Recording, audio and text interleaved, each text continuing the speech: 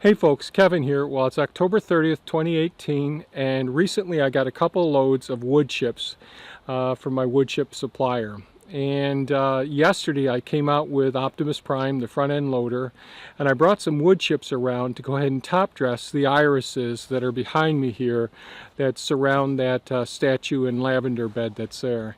I'll post a link to the video in the upper right hand corner where I went ahead and dug out all the irises from this area, dug out the wood chips and the compost that was there, used that for patching the pond 5. And then I replaced it with compost, fresh compost from the large composting pile system, and put a border of wood chips around the perimeter, and then carefully teased out all of the weed roots from the iris rhizomes, trimmed the irises, and replanted them. Well, it's been a few weeks. The soil has settled some, the wood chips have settled as well, and I got some decent wood chips in.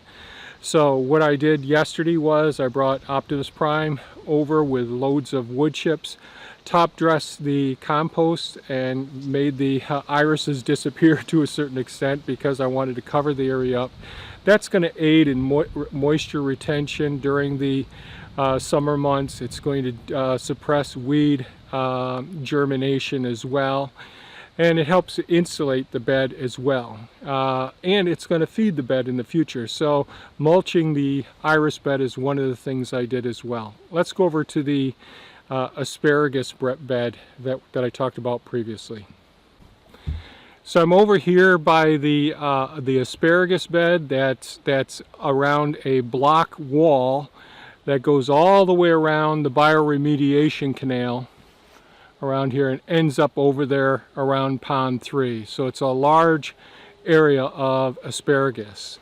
Now I posted a couple of videos in the past where I dug this out and weeded the area, and I'll post a link in the upper right hand corner to the weeding, and then bringing in all the compost here, and then bringing in wood chips around the perimeter of it as well. And I mentioned at that time I also wanted to go ahead and transplant some clover over here if I could. Well, when I worked on the western garden plot, I saved some of the white clover plants and I transplanted them over here amongst the asparagus. And I'll post a link to that video up in the upper right hand corner as well. Well, the clover has done extremely well considering that we're still in a drought when I transplanted those clover plants in. But over the last couple of weeks we've been getting some rain and lots of cloud cover. So those clover plants have been doing very well. The asparagus plants have been doing great as well. A lot of the seeds are starting to have developed. Got the nice orange berries with a black seed in the center of them from the asparagus plants. So yesterday I took some of the wood chips, top dressed the whole area around me. Tried not to cover up much of the clover plants, although they'll do well as long as they get a little bit of sunlight if some of the plant is exposed. And again, this is going to go ahead and aid in weed suppression. It's going to add more carbon, more nutrients back to the soil as well. And it's going to help to maintain the moisture since this is a raised asparagus bed as well. So I'll have to do some more weeding come springtime. We'll see how bad it is, but I'll bet it won't be nearly as bad as it's been so far. Let's go over to one more area that I use some wood chips as well. So I'm over here in the western garden plot where I've done a lot of work and posted some videos this season, and I'm standing right alongside of some of the perennial plants. They're the thornless blackberry plants, black currants, and one hostaberry.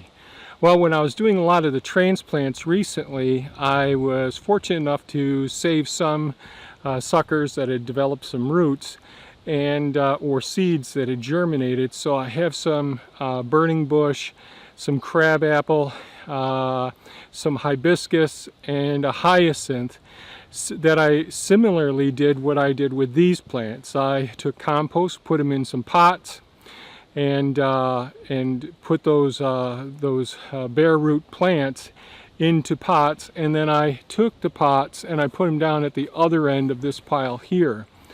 And then I took so I took those pots, lined them up just like these plant pots are, and I went ahead and covered them up with wood chips. So I took Optimus Prime with a front end loader, dumped the wood chips over the top of the chain link kennel panels here, and then I went ahead with a pitchfork and I went ahead and made sure that there was adequate wood chips all around the perennial pots, so that this winter, when everything freezes, once we have the snow on top of it, as long as it doesn't thaw, that's going to be a nice blanket of insulation. But we have freezes and thaws throughout our winter months, so with the wood chips being around the pots themselves, that allows nice insulation because there's air spaces in between the wood chips. So that helps to keep the roots from freezing, and therefore the plants survive the winter months as well. So that's another place that I use wood chips, is to cover up the perennial pots that I want to keep for next year, and see where I'm going to transplant those to as well. So that's what I've been doing with the wood chips recently. The last wood chips that I've got many more jobs in the food forest for the wood chips, but there isn't as many wood chips as I would like. So if you found this video of value, please give us a thumbs up, share it with your friends. If you'd like to be notified when we post more videos, hit that bell icon. And also, folks, have a great day. Bye-bye now.